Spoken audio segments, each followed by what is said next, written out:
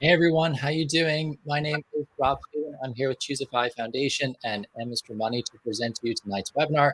We're going to be talking about Donorschoose and how you can get your next Donorschoose project funded. Tonight I'm joined by two guests. I have Sean Haardt, who's a personal finance teacher from Maryland, who's going to be joining us to talk about his Donorschoose project.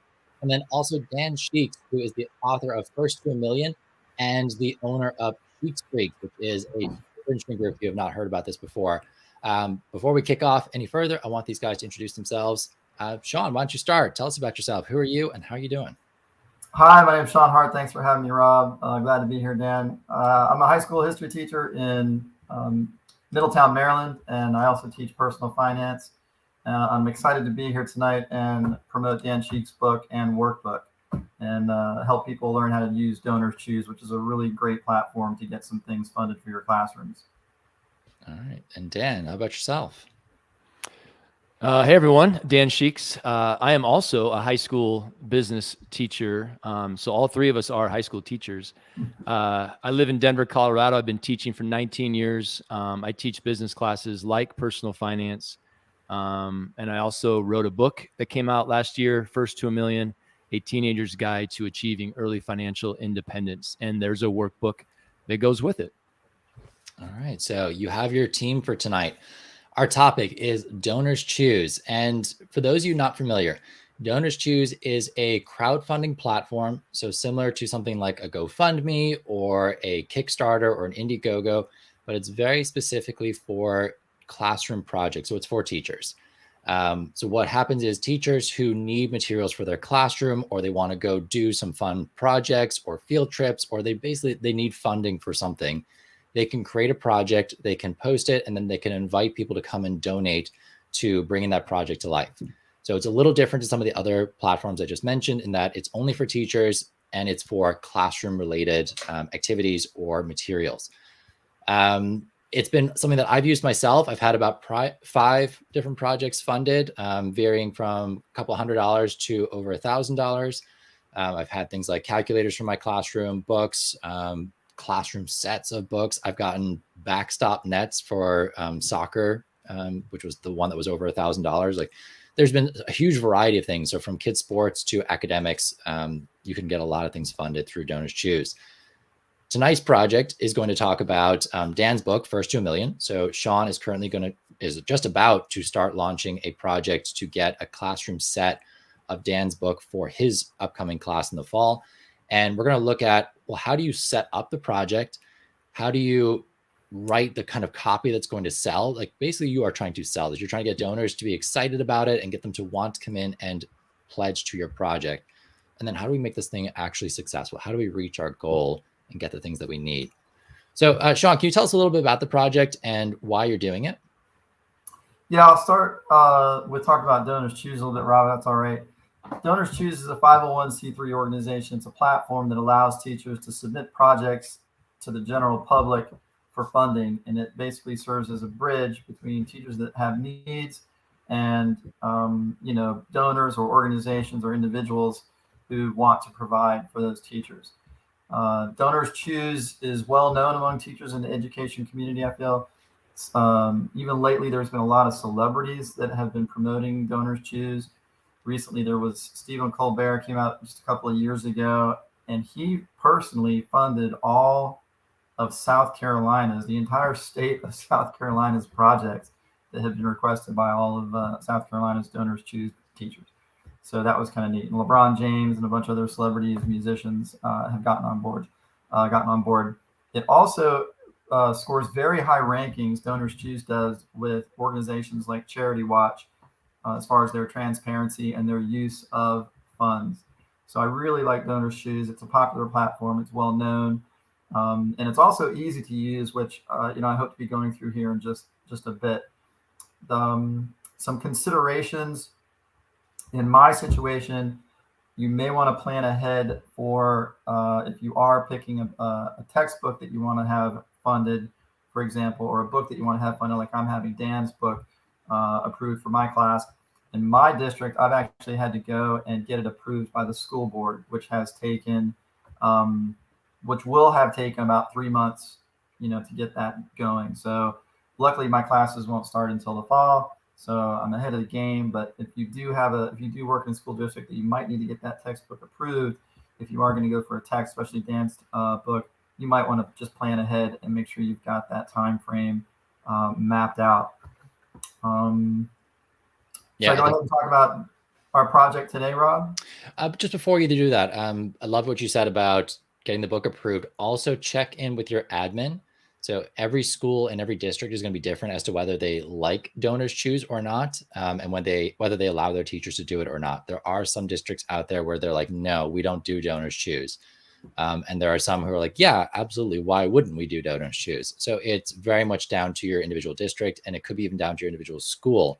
So just run it by your admin. Say like, hey, I want to do this project on Donors Choose. Do you have any issues with it? This is what I want to do. This is what I want to get funded. And make sure there's a very clear why for what you're doing, and kind of make it like an argument as to like, it makes sense to do this. But before we do, Dan, can you tell us about this book that we're going to be getting funded? And then we'll come back to Sean and what the project is. So what is First to $1 Million? In a nutshell, First to $1 Million is a book I wrote for teenagers specifically that is about, it's a personal finance book in its core. There it is. Sean has it. And it's behind me too. But it goes much deeper than that. I kind of liken it to an AP personal finance class. It does cover some of the basics, which are so important, but then it gets into strategies and concepts and tactics to guide a teenager or a young person of any age really towards early financial independence, and the idea that if they do things correctly, they don't have to work until they're 65, even though they may want to, and that's fine. And then the workbook as well is, I think, the more valuable piece. It tells them what to do, when to do it, how to do it, and why in 4-month increments starting around sophomore, junior of high school and going on for a 5-year period. And it's very flexible. It doesn't have to be when they're a sophomore or junior. They can start whenever. So I think both are very useful in a classroom such as a personal finance class or a financial literacy class. I a little bit selfishly, I wrote the book so that I can use it in my personal finance classes. I think it touches on some things that most personal finance curriculums are missing. And so that's what it is. Yeah. And I totally get that, like creating your own resource that you can actually use. Sean, what made you want to like bring it into this class that you're going to be running? Like, why Dan's book? Well, I listen to Bigger Pockets all the time. I don't think I've missed a podcast. At least, well, they've got a bunch of podcasts now, but the original podcast I've listened to, over 500 episodes of. And I happened to hear Dan just a few months ago when his podcast aired, and I was like, that sounds great. I loved his story. I loved the sound of the book. And I was like, well, I'd already been thinking about starting my money in finance class as an elective. So it just came together really nicely. And, the book sounded so great and Dan sounded so great, but it was, I still hadn't gotten my class approved yet. And in between then and now, I put in for the money in finance class. We had almost 100 students sign up, Dan. So I think it's, a testament to what Rob said. It's definitely a need. The students are out there, the young people are out there waiting for this knowledge, for this information. They're ready to soak it in. And when I came back to school, about a month later, and I met Rob, and we were talking about Bigger Pockets and FI and stuff. And then I said, yeah, I just heard Dan Sheeks on Bigger Pockets the other day. This guy had a great book. And he's like, oh, I'm talking to Dan Sheeks tonight online. I was like, you're kidding. So I'm just excited the way this is all worked out. I'm very excited to get, the textbook, the book that I've, the parts that I've gone through. So I had to give my hard copy to the board. And so the school board now has my copy. And so I bought another one. And,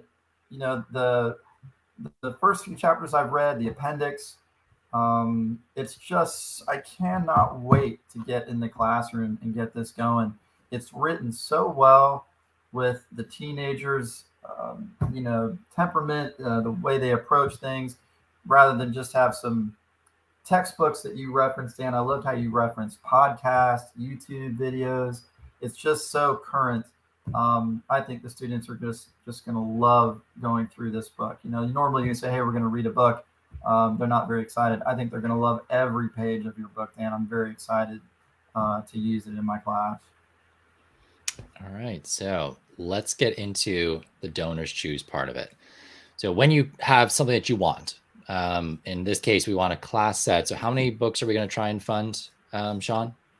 So for Donors Choose recommends, you don't have to, but they do have a recommendation. We'll cover that when we go in, to try to keep it around $600. So depending on the price of the book, you can usually get a class set for under that amount. Like I'm getting 35 copies of Dan's book, and then I'm going to also do another fundraiser for the workbook as well. But that is enough, just under 600, actually a little bit over 600. I think it's like $630.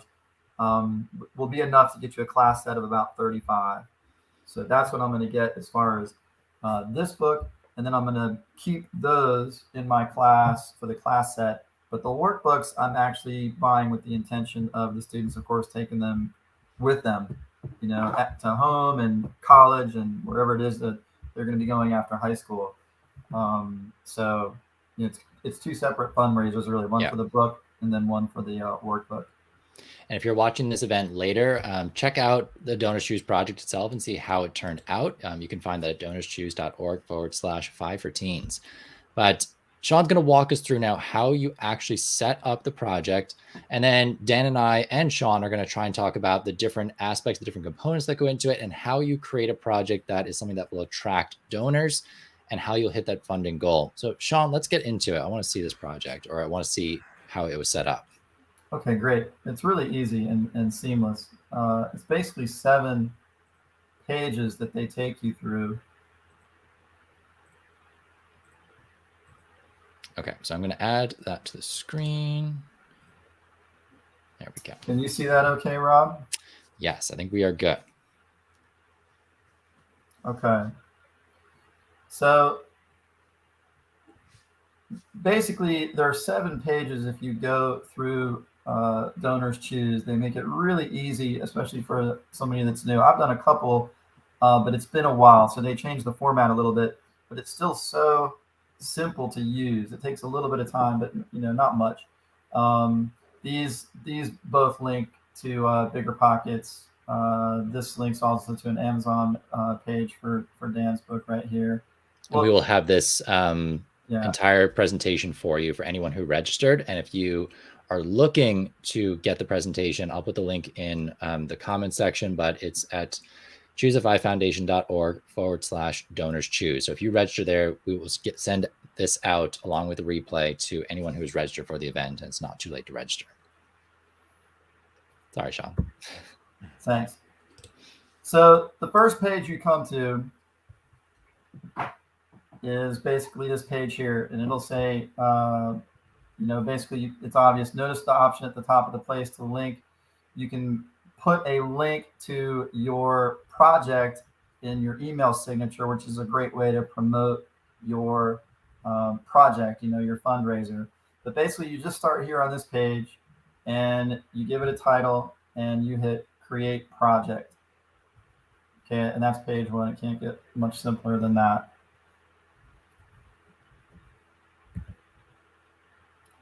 Page 2, you basically choose standard project for most of us. The professional development, there's some other things you can do on Donorschoose. There's some special projects you can do as well. But we're going to go through, basic fundraiser for something that you can find pretty easily, on one of their vendors. They have, a bunch of vendors that they can use on Donorschoose, and one of them is Amazon Business.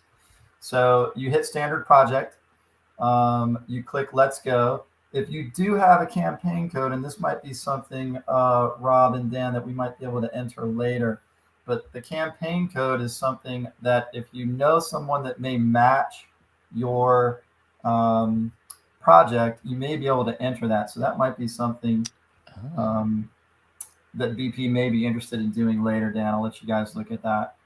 So this way, did you know there may be an organization or state program that has a campaign code to help you?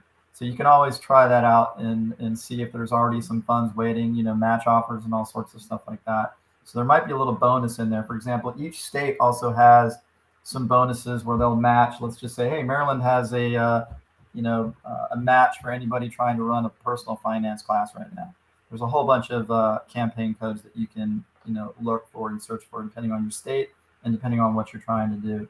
So that may be a little extra bonus to help you fund your project. Yes, and we'll talk about it later when it comes to like getting your project funded, like some of the other kind of tricks or things to watch out for. But yes, certainly there are people out there who are looking to fund certain types of projects, and they publicly announce like we will fund or we will match funding on this project if it meets our criteria. So you can kind of like bide your time and go in at the right moment. But more on that later. Thanks, Rob. Page 3 provides information about your students. Add a collaborator if you want. I've added Rob down here at the bottom to one of my projects as collaborator, just to bounce some ideas off of him. So you pick your grade level, number of students, and do you have any collaborators that you want to help you on this project? So that's just something you can add if you have a co-teacher or somebody else that you want to help with getting this project underway. And you can have up to 10 projects at a time, which is great. So if you've got something for your personal finance class and then you've got something for your history class, you can have 10 projects going at a time, which is nice. Yeah, and just on the topic of collaborators, if you know someone who has run successful Donorschoose campaigns in the past, get them to be a collaborator with you, because anyone who has funded one of their projects before will get a notification that a new project has been launched. So it can be a nice way to just kind of get in the inbox of some people who are already warm to the idea of sponsoring this person's work. Thanks, Rob. Page 4, pick from one of over 20 vendors and shop online through Donorschoose's vendor directory. So these are just the top 4 that come up, but there's a whole bunch more underneath here. Amazon Business, of course, has a lot, but you've got all sorts of stuff here from Best Buy and a whole bunch of other vendors that you're probably familiar with. Now, it does say, keep in mind here, most teachers keep their projects under $600. Both of my projects for Dan's books have gone over a little bit, but about $25 to $50. So that should be fine. I don't foresee a problem with that. And as Rob said, he's had projects funded for over 1,000. So the donors are out there if you can find them. And I'm planning, I've also read that you've got people who, once they donate to you and like your project, you can go to them the following year as well. So I'm hoping that that'll be the case for the workbooks. The workbooks I'm going to be giving to the students to take with them. So I might, try to get some people that will come back every year and help fund those. And if your item that you want is not on one of Donorschoose's approved vendor lists, you can't at the moment get it. You usually have to have a certain number of projects successfully funded first before they'll let you try and fund something off of their approved vendor list. It might be 5 like projects that have been fully funded before you can go do that. So eventually you can. So say in this case, like Sean's going to be looking to get the books off of Amazon, but eventually with enough funded projects, Sean could go directly to Bigger Pockets and try and get it funded through them if he wanted, because Bigger Pockets is a distributor of this book as well. All right, what's next, Sean?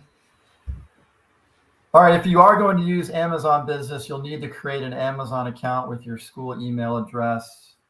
So it tells me here at the top, you'll need to bring or log into your Amazon account with, I know you probably can't see it, but that's my email up there at my school. So they will get you set up with an Amazon account with your school email address, so they know it's and they've got a great algorithm in there. They as soon as I typed in FCPS, Frederick County Public Schools, they knew who Frederick County Public Schools was. So they, right now there's a project going on at the middle school across the street. So once you log in, it's like they're already familiar with your organization, and you can go from there. But if you are going through Amazon Business, you will need to create an Amazon Business account with your school email, which is just very simple to do as well. Anything you want to add to that, Rob? No, I do like looking to see what other projects are going on currently in my area. So if, as Sean said, there's one going on in the middle school, that to me is a big hint. Oh, it's okay to do this in our district. And also, if it's anything similar to what you're doing, just be aware that if there's overlap in terms of trying to find local donors, you might struggle. So like if the middle school is also trying to fund, by some coincidence, a personal finance book project right now, we might say, oh, this could be a hard one to find local donors who will do both. Like they might already be sucked into one project. So same thing with any other fundraiser, like just have an eye out for who else is running fundraisers at the same time. Thanks, Rob. So you will then be brought to your Amazon Business account. You'll see, things pop up like business over here, and you'll see hello, Donors Choose punch out account. And you'll start to see, something a little bit different than what you're probably used to on your, on your usual Amazon account if you do use Amazon at all. So you're now in with Donors Choose Amazon Business, and then you search for your stuff. And I searched for Dan Sheeks, First to a Million, takes me right here. Very easy to find. And just to recap what Rob said, if you are unable to find your item on Amazon or another of DC's vendors, you can, I believe, Rob, you need what they call points, 6 points. Yeah. And I believe it's 3 points per project. So I think if you just have 2 successful fundraisers under your belt, that might be enough for you to fund a special project where, you can request something that maybe is not on one of Donors Choose's vendors. Mm-hmm. But between Amazon and all the other vendors, you can have a lot of your stuff. A lot of stuff's going to be out there, ready for you to pick from. Yeah, I saw on that previous screen that you could do funding for like virtual class visits to places, having a virtual class visitor, or maybe even in person will come back again. So that could be something different that maybe you hadn't thought about, like, oh, I would love to do a field trip, and that's never in my school's budget. So maybe that's something we could think about doing. Like I'm in the math department, and then also trying to teach a personal finance class through the math department. There's no funding going for that class right now. It's all going into those core math classes. So if you want to do something extra special like that, this could be a way to make it happen, particularly if you can't go to your students and ask them to pay for it. Yeah, absolutely. Because I'll, with the amount of students that signed up for the money and finance class, again, I'm so excited, to have about 100 students sign up, 3 classes, the first go around, 3 elective classes full of 35 students each, just about, to get a workbook for every one of those students every semester, every class, I'll be cranking out the Donors Choose projects. But yeah, I think it'll be great. I'm looking forward to it. I think Donors Choose is the perfect platform to make that happen. Okay, next screen. Once you select the amount of your item, it will ask you to submit these for approval. So it's just like going through your regular Amazon. So you can see the cart subtotal, 37 items for about $486. And then you hit submit these for approval. And then it goes through, some sort of algorithm there for Donors Choose. And they come back with another screen that actually totals up all of your stuff here. And this is great for the, just so you know what your donors are going to see. This breaks down the costs both for Donors Choose and for your, for your donor. So you've got the $472 for the materials, yes, but you've also got shipping charges, state sales tax that is applicable. And then at the bottom, they have this suggested donation to Donors Choose. That's actually something that a donor can choose to do. they can choose to reduce it, or they can choose to eliminate that. Whatever that, I think it's a 15%. That sound about right? Addition that they recommend doing. So, but that's up to the donor. Mm-hmm. So these Donorschoose will total your charges and costs and assign a value to your project. If your amount is over 600, you will get this reminder. Most projects under $600 are fully funded, which is great.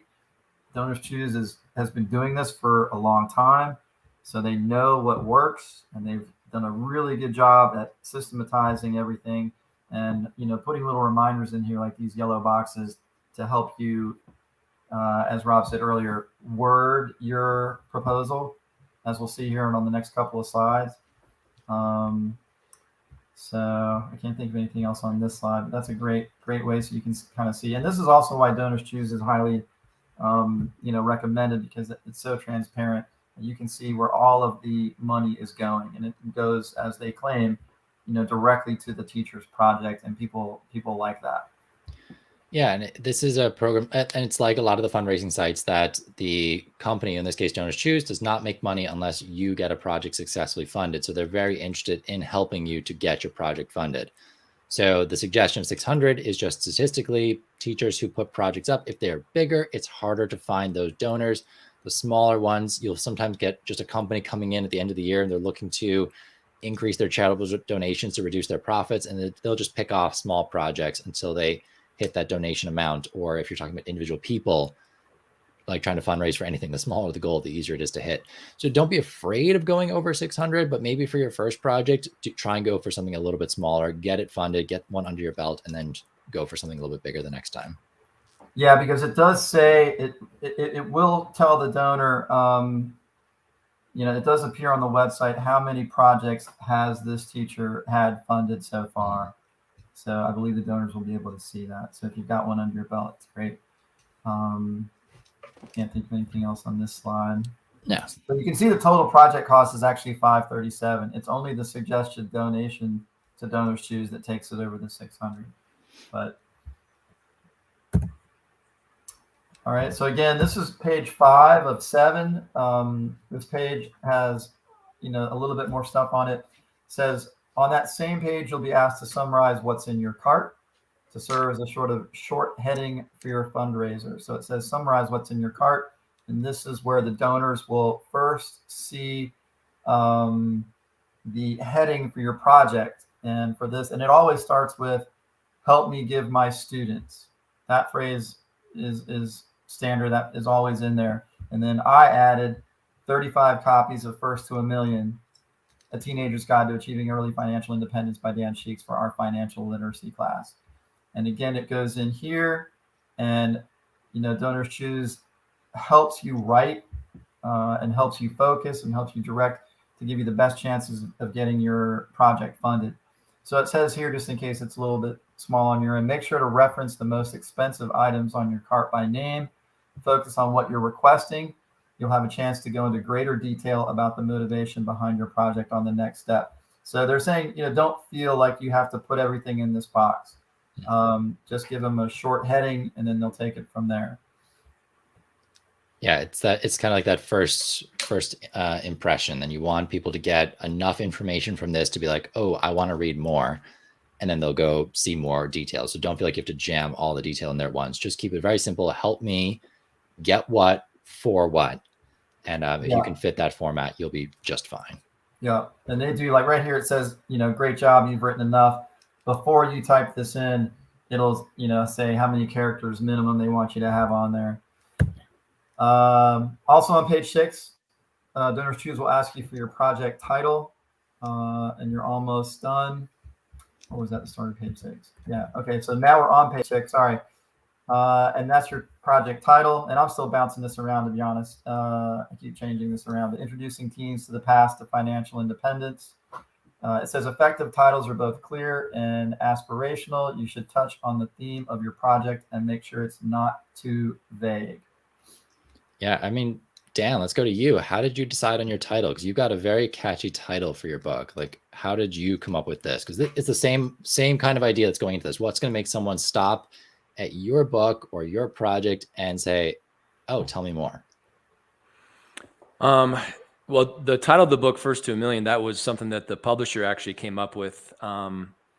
Bigger Pockets, the publisher came up with that, and I approved it. I thought it was great. It's, for a teenager, if this was being aimed at teenagers, then words like financial freedom, financial independence, first to a million, those are very catchy. But for a donor, I think having teens or teenager in there is key, so they know the age that their money is going to.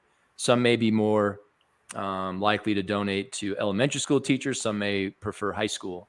And so having teenagers in there, I think or teens or teenagers, a great way to go. And then just financial independence. I think so many adults, and especially those adults who have the financial ability to make donations, are pretty aware that our students in the United States are not getting financial independence or financial literacy education. And so I think what you have there, Sean, would work really, really well.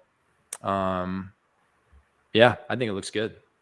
Yeah, I agree, because I'm like, it's the introduction part. So this is the first glance that teens are getting at personal finance education.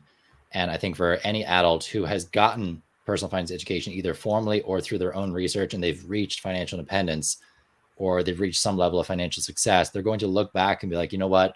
I wish I had learned this when I was a kid or when I was a teenager. And that's the project that would stand out to them. Like, oh, let me help introduce kids to money education. Yes.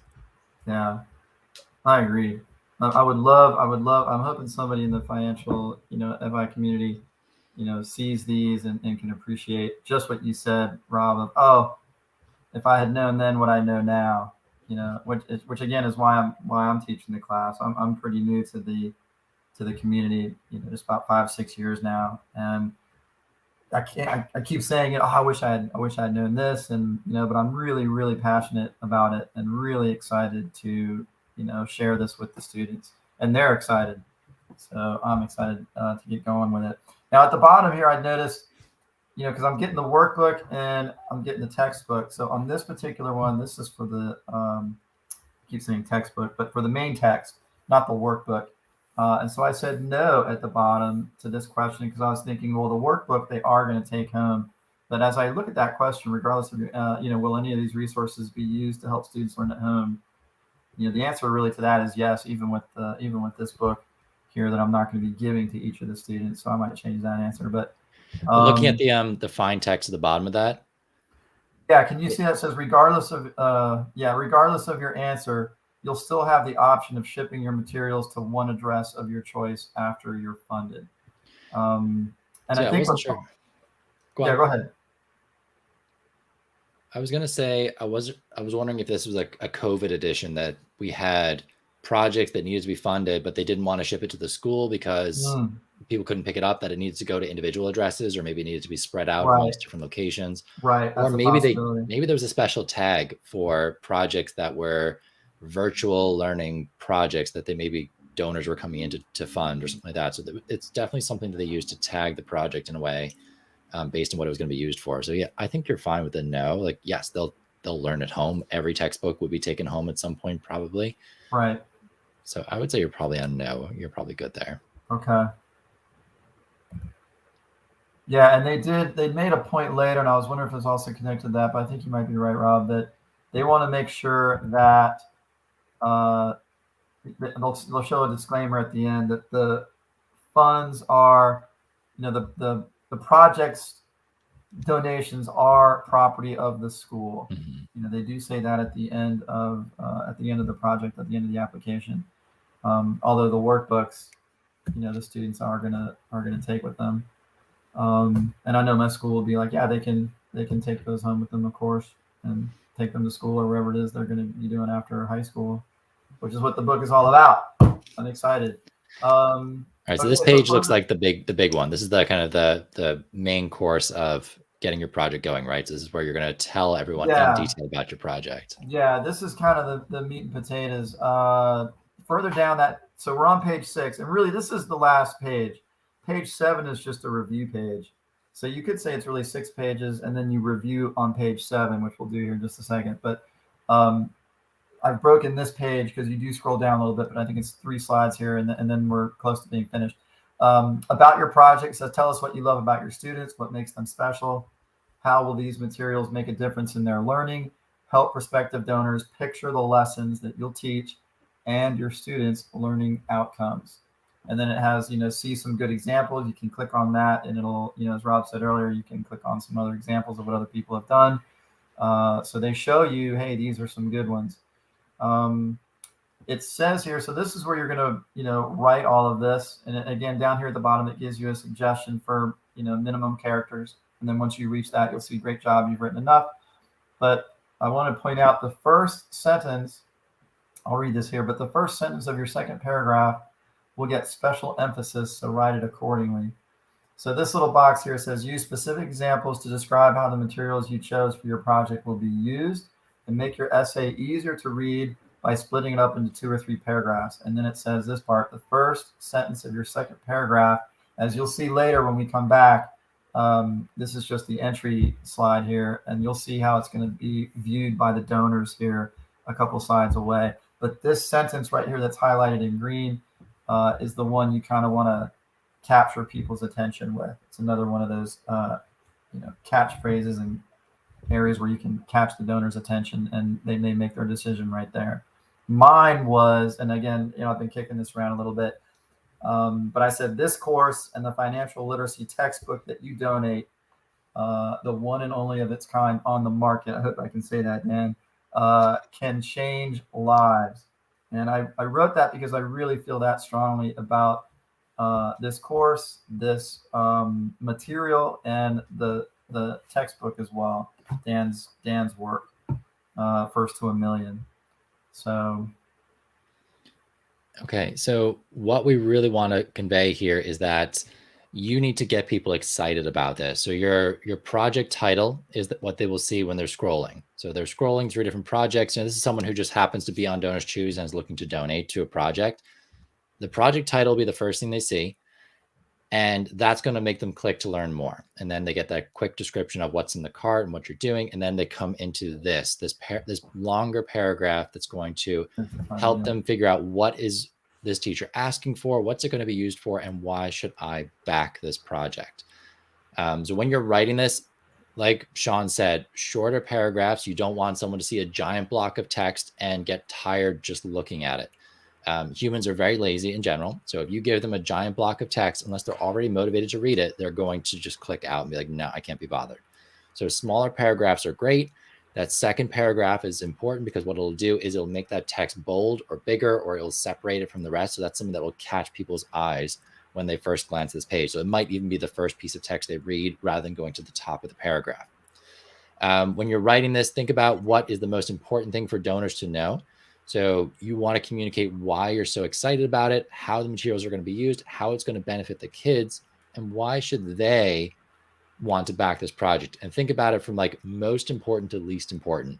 So if you had one paragraph to tell them something, what would it be? What would the next paragraph be? Then the next and the next. And think about it in terms of order of importance, because as anyone who does anything with marketing will tell you, people will start at the top, you'll lose some all the way down. So you want to make sure you're communicating that hype as fast as possible. Dan, anything you would add in there? I have some things to add for the viewers who are interested in doing what Sean is doing and creating projects specifically for First to a Million book and workbook. But I'll let Sean kind of finish up the project creation process. Okay. Thanks, Dan. And since we've got Dan on here, and this really is about not just Donorschoose, but about Dan's books in particular. What I put in here at the beginning to follow up with what Rob said was, it says your donation will put simple steps in front of the students that they can take action on immediately, which I love in Dan's book, like opening a retirement account, alternatives to college, setting financial goals by semester, and teaching them how to save for their first rental property. These first steps laid out in this book will become the habits that will carry young people to financial freedom. And I'm hoping that, people in the community, people in the FI community will read that and get it. And then at the bottom, I tried to also do what Rob had mentioned by, showing my passion and, how serious and excited I am about the class, the coursework, this fundraiser. And so at the bottom, I just talked about, with your, this isn't the whole paragraph, but with your donation, I'm going to show students how to achieve that freedom, how to avoid the pitfalls and mistakes that most people like me make, but also to have fun while learning about financial independence and what that can mean, like the power to control what you do with your time. And then I say thank you for your time and consideration. So I do try to put the passion in there, what they're going to be doing with these materials, and why it's going to be so important for these kids to have this material. Yeah, and I like that you gave that small little piece about yourself as well. Like, I first discovered the FI community. I started real estate investing, and I am so passionate about sharing this with my own students, because people are buying you as well. They're not just buying the project; they're also buying you because they want to know whatever the materials are. They may be the best materials in the world, but if they're not in good hands, they're not going to get used very well. And that's true for any piece of technology, tool, textbook.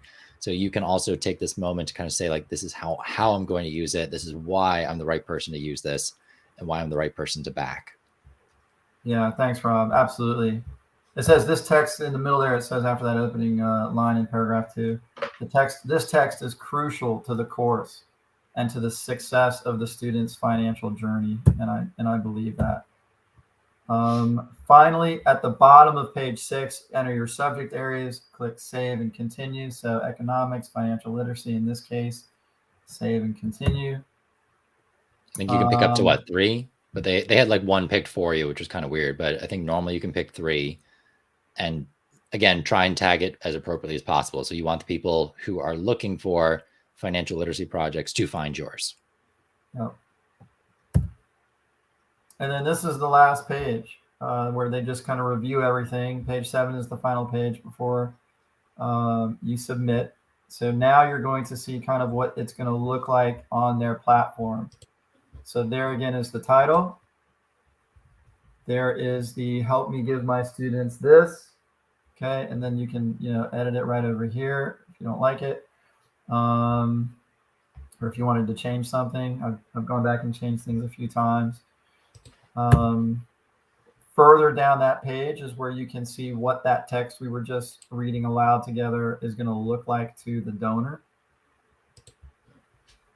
Here's the emphasis on that first sentence in the second paragraph. Mm-hmm. The donor will see a summary of your profile. And have a profile picture in there, people. So don't have a blank avatar in there. People are not going to back a project with a blank avatar. It does not create trust. You need to create trust and that feeling that you're going to use their money well. So picture of you. If you can't do a picture of your students for whatever privacy reasons, find a good stock image of students and use that. But something that just conveys like, yes, I'm a teacher. Yes, I actually work with kids. And yes, I am going to use your money the way I say I'm going to use it. Thanks, Ron. At the bottom of page 7 is a breakdown again of the cost. So you can see that one more time.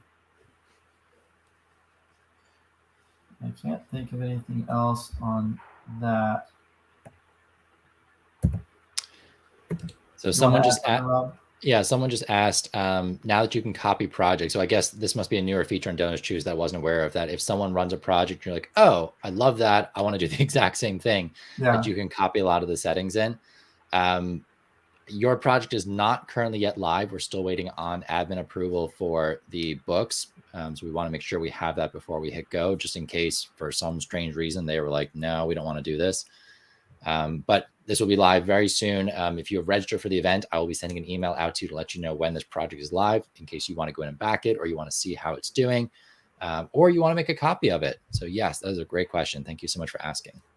Yeah, it is a great question. At the very beginning, I think it's actually the opening page, they have that feature if you want to just copy your project and put it in your cart.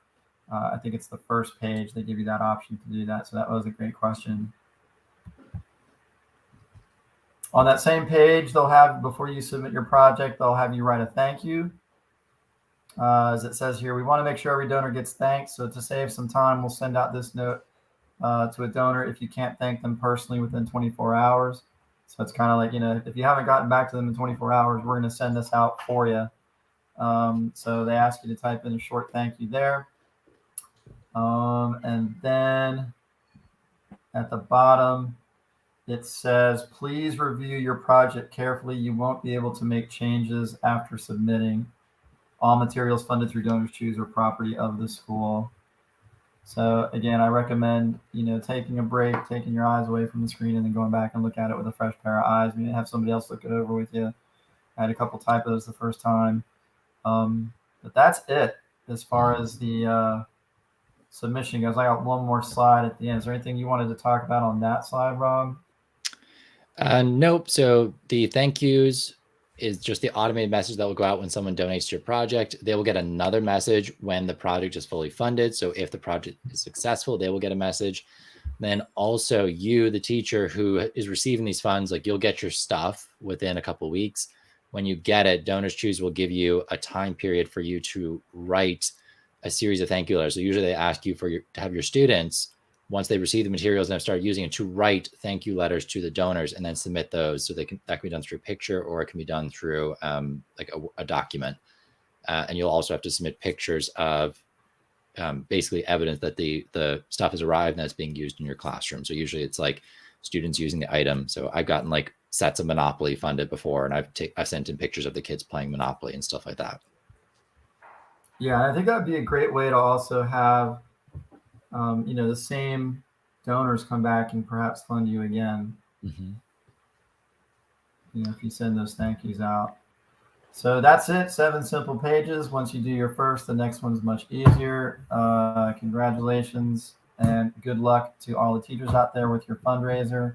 And I just wanted to give a shout out to Dan. Thank you for writing such an important book for our young people today. I can't wait to use it, as well as the accompanying workbook in all of my classes. And I'll be using it for years to come. It will surely change lives. Dan, really excited about that and about this whole project. Yeah, thanks, guys. Thanks for walking through that Donorschoose thing. You did a great job explaining the whole process, and a lot of tips to make it super effective and increase those chances of getting it funded. I'll throw in a couple extra pieces of information for those out there who want to do what Sean is doing. Number one, and Rob, if you could put the link in there, I have a website where teachers can go and you can see excerpts from both the book and the workbook. So you can kind of give a little test preview before you decide to create a project or decide to buy some. And there's the link for that. And so that will give you the excerpts. Also, wanted to let you know that the workbook currently is not, it's only available for pre-sale on Amazon. So if you're one of those teachers who has to use Amazon Business, the trusted vendor for Donorschoose, you can order the book. It's good to go. The workbook is pre-order only. In May, the workbook will be live on Amazon.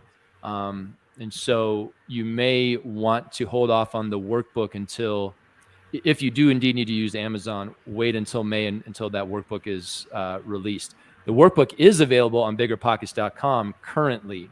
So if you're a teacher who has those 6 points, 2 projects funded and completed, then I highly recommend that you buy the book and or the workbook from Bigger Pockets.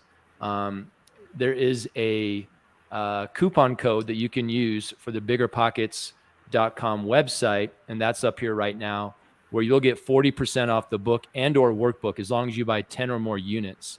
And if you do that, if you use that coupon code millions, all caps, then you will have a better price than the Amazon option, slightly better. And so just know that if you're one of the teachers who can indeed go off of the approved vendors for Donorschoose. And then finally, Bigger Pockets, the publisher of both the books, has graciously agreed to fund 2 projects, one for the book and one for the workbook, up to 30 copies. And so if anyone's listening now, today is March 22nd, 2022. For 1 week, anyone can post a project through Donorschoose. And if you send me a link at dan@sheeksfreaks.com to that email and let me know that project is in there, then randomly I will choose one for the book and one for the workbook. and I'll let Bigger Pockets know, and they will go in and fund your project. With that said, you'll have to create a project for the workbook, even though it's not technically available on Amazon. But since it is available for pre-order, you should be fine to create that project now. And so I will give you 1 week until Tuesday, March 29th, 2022, to email me and say, hey, Dan, I have projects for both or one, and I'll put that in the random drawing for Bigger Pockets to fund one project for the book and the workbook. And I think that's it. That's an awesome offer, Dan. Thanks, Dan. Bigger Pockets. Thank Bigger Pockets. Well, we also had someone on Facebook saying thank you so much to you, Dan. They bought your book and workbook for the 2 girls and would love to share it with their students too. So I think we have someone else who's very interested in doing their own project. So hopefully you can get your project going and get Bigger Pockets to pay for it, which is even better. Because the next thing we're going to talk about is how do you actually promote this thing? So once you've created it, how do you get people to find it and then to actually back it? So real quick, Rob, sorry, I just saw a comment in there. One of the viewers said, sometimes it takes more than a week to be accepted. Can we send you the family code? What is the family code?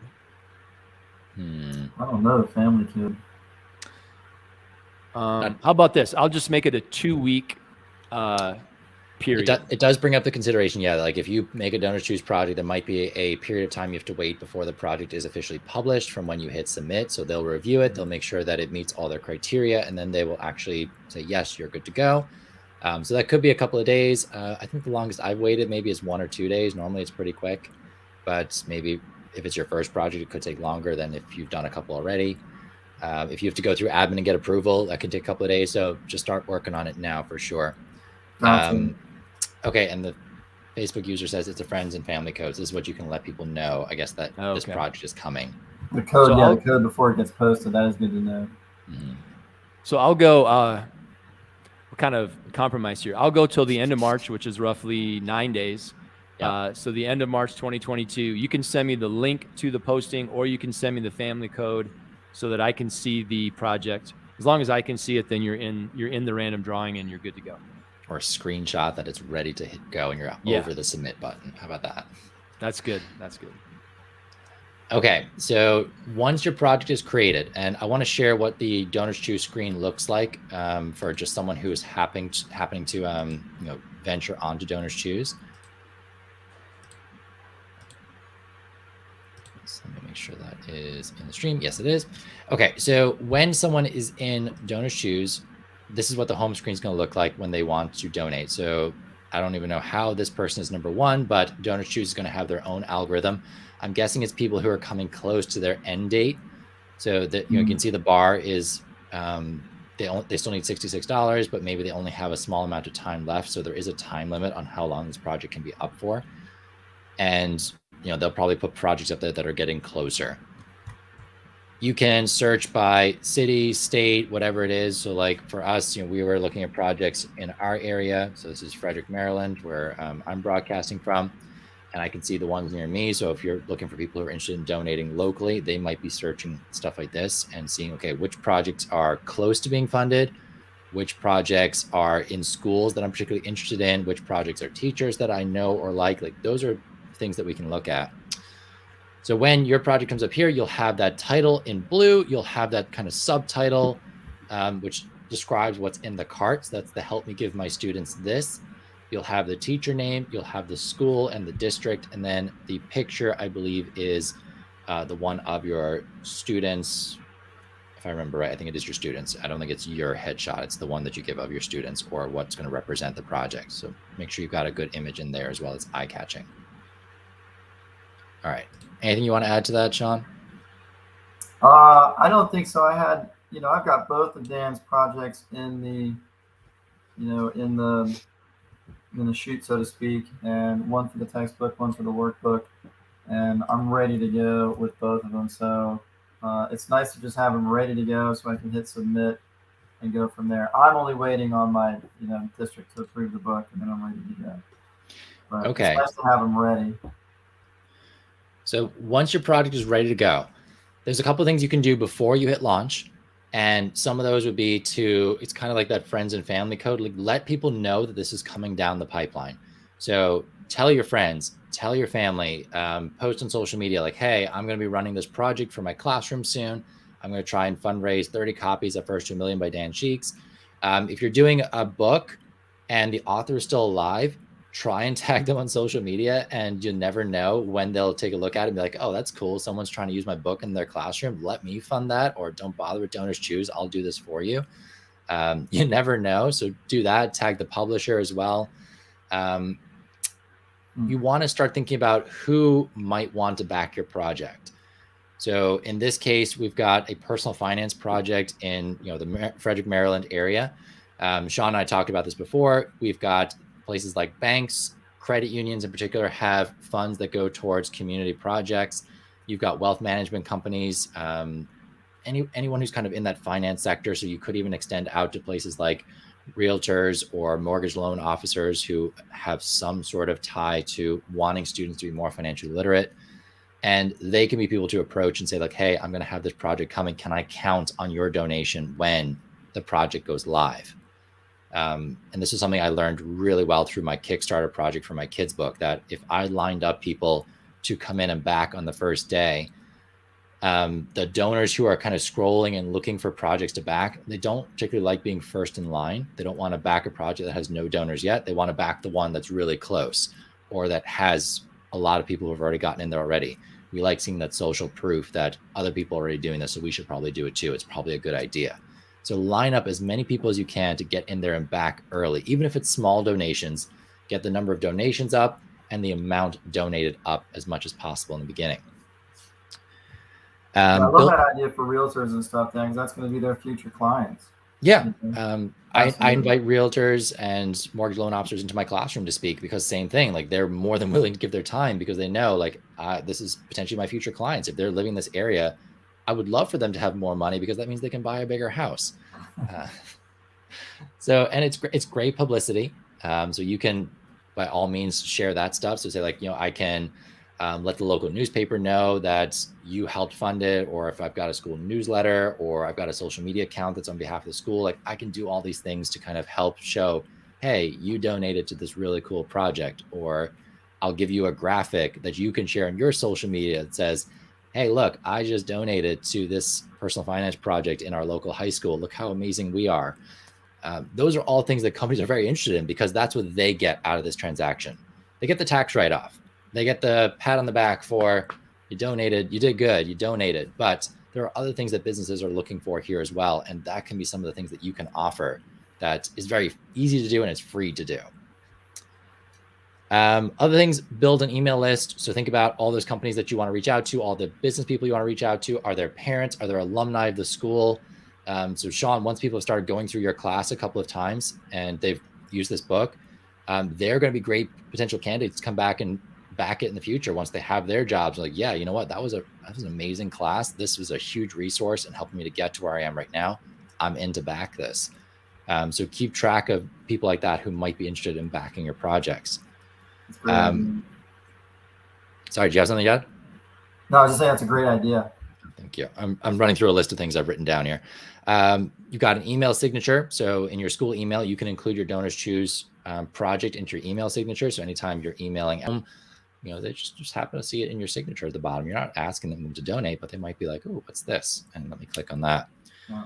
When you're putting on social media blasts are great, but it's also one of those kind of shotgun approaches that can go big, but also doesn't really hit anyone at the same time. And most social media sites are getting really good at kind of dampening down posts that are selling things or are looking for funding because they want you to pay for it.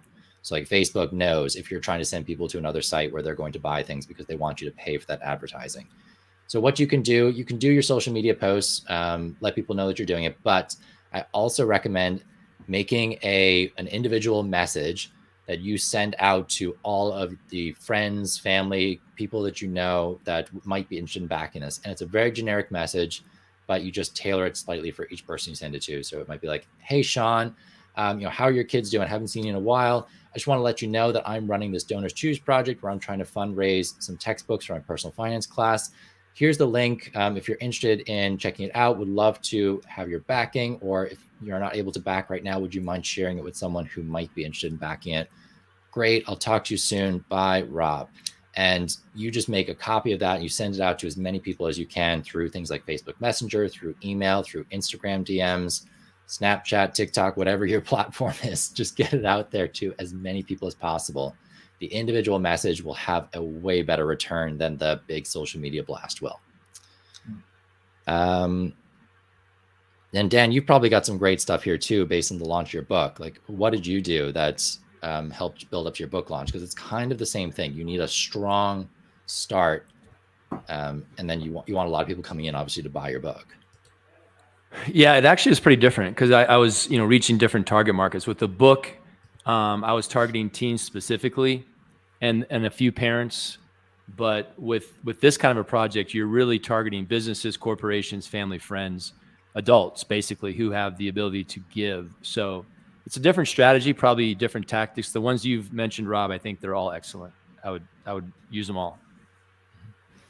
Yeah. So who's going to want to do this? Get them on your list, start messaging them out. If you have anything like a blog, you've got social media channels, things like that, look at who follows you. And those are great people to reach out to. If you already have an existing business or something that you've done project before. So if you've done a Donorschoose project before, all of those people will get an email saying like, hey, Sean Haart's running a project again, or Rob Phelan's doing one again. Are you interested in checking it out? And that's a great way to find people who are already kind of like warm. They're called warm lead. There's someone who's interested in already doing something like this because they've done it before. If you know someone who has backed a Donorschoose project in the past, they're a great person to reach out to because they're comfortable with the platform. When I was doing Kickstarter, I was looking for people who had already done Kickstarters or who had already backed them because they already knew the platform. They felt safe putting their money into it, and they were great people to start with. One other piece of advice I would give to anyone thinking of doing this is to actually go and back someone else's project and do at least one. So before you create your first project, just find a project online that you're like, oh, this looks kind of interesting. I can get behind this, or it's well made, and put a donation in and see what does it look like on your end? What information do you get back? What happens when the project is funded? And think about how you can use those ideas in your own project. So check out other projects and see what you like and incorporate that into your own one. Great All right. idea. That's my list of advice that I was thinking of as we were going through this. That's great stuff. Yeah, very good. Very good. All right. So guys, we've just crossed an hour, which I did not think this was going to go an hour, but there is a lot of great stuff about Donorschoose and how you can get your project fully funded. If you have a project you're sitting on, you've been a teacher for a while and you're like, you know what, I would love to have this for my classroom, but it's just never been approved for funding. This could be the way to get that extra exciting thing, and that's going to help your students. So consider it. It's very user-friendly. You do not have to be afraid of using this platform. Start small, get something small funded, and then try for a bigger project, go bigger and bigger and bigger again. I want to thank the two gents here for being on with us tonight. Sean, thank you so much for being our guinea pig and sharing what's going on in your classroom. I'm so excited to be able to walk down the hallway and see how this is going to look in the fall. That's going to be so awesome. Isn't it great? And Dan, thank you so much for being on tonight. Author of this wonderful book. If you haven't seen it, First to a Million is an excellent resource for teenagers. And as Sean said, it's one of the only books out there that is really targeting this age group and doing a good job at it. Most personal finance and financial independence books are written for adults, or they're not particularly written well for younger age groups. I feel like this is one that actually has the right language in it. It has the right topics. It approaches it in the right way. And it really does help guide students through the steps to becoming financially independent and building wealth, which is sorely needed. So Dan, thank you so much for writing this and for being here with us tonight. Yeah, actionable steps too. Yes. They can take action on. Yeah, that was something. As a teacher, we all know you don't just tell them vaguely what to do. Teenagers want to know exactly what to do. I want to throw out one extra offer here. If anyone has made it this far in the recording or in the live stream tonight, if you're a teacher and you buy the book or the workbook and you use it in your classroom, send me an email, dan@sheeksfreaks.com, and we will, if you think your students would be interested, we could do a live Zoom kind of thing, like a Q&A with me, the author, and I'd be happy to talk to your classroom in some way, shape, or form after they've, gotten into the book or the workbook a little bit. That would be fun for me and maybe valuable for your students. So I'm definitely willing to do that. Just send me an email and we'll make it happen. All right, so that brings us to the end of tonight. If you've gotten value from tonight's recording, please hit subscribe on the ChooseFI Foundation YouTube channel. If you're on Facebook, make sure you're following whatever page you're watching on. Check out First to a Million. And if there's any questions that you have, feel free to leave them in the comments, or you're welcome to reach out to me, rob@ChooseFI.com. All right, thank you all for being here tonight. See you soon. Thanks, guys.